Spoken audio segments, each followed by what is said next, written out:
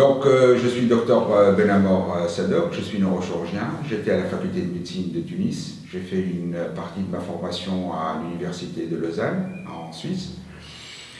J'étais enseignant à la faculté de médecine. Actuellement, je suis en activité privée exclusive.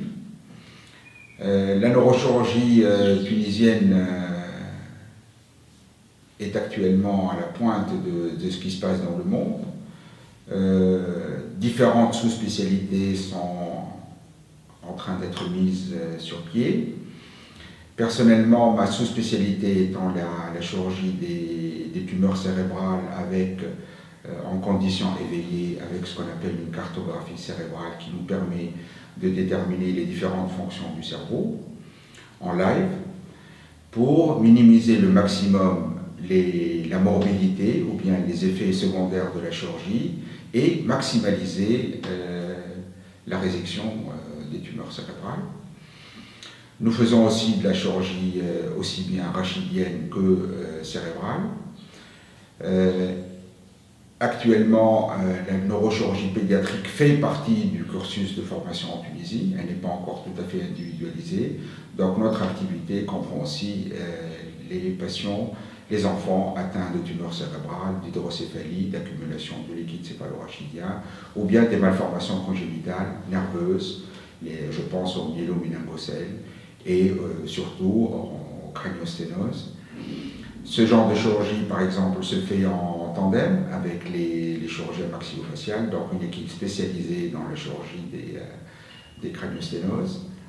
Donc l'intervention qu'on a pu voir était une patiente qui avait des troubles de la marche avec des douleurs au niveau dorsal, et l'IRM avait montré une sorte de tumeur cérébrale, de tumeur bénigne qu'on appelle méningiome qui comprime la moelle.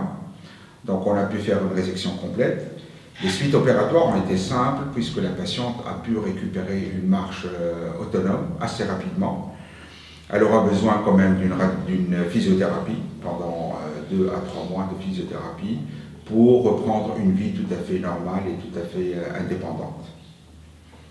La neurochirurgie est en train d'évoluer actuellement en Tunisie.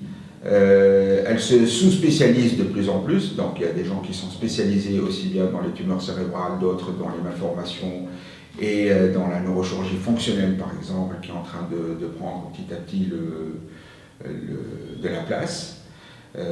Nous nous spécialisons également dans la chirurgie de l'épilepsie. La chirurgie rachidienne est en train de devenir une sous-spécialité tout à fait indépendante de ce qu'on appelle les spine surgeons, c'est-à-dire des chirurgiens du rachis uniquement, qui se font généralement en tandem avec les orthopédistes.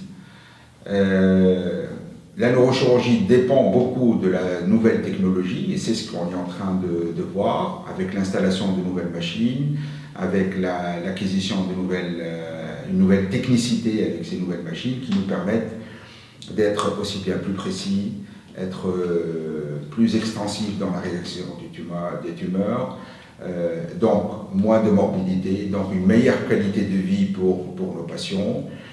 Un travail multidisciplinaire est en train de s'installer de façon satisfaisante actuellement, ce qui permet de dominer correctement ce genre de pathologie complexe, ce qui n'élimine pas bien sûr la nécessité d'une formation minutieuse, d'un travail d'une discipline chirurgicale rigoureuse et d'un travail évidemment dans un contexte hospitalier qui demande à être beaucoup plus spécifique, beaucoup plus discipliné, beaucoup plus... je pense essentiellement, par exemple, à la diminution considérable des infections nosocomiales, un sujet sur lequel nous travaillons. Nous sommes actuellement dans des taux d'infection comparables à ceux rapportés dans la littérature internationale, de même que la morbidité post-opératoire, la récupération se faisant à travers d'autres équipes je pense aux médecins physiques, je pense aux orthophonistes, qui sont des coéquipiers inévitables dans toute chirurgie crânienne et cérébrale.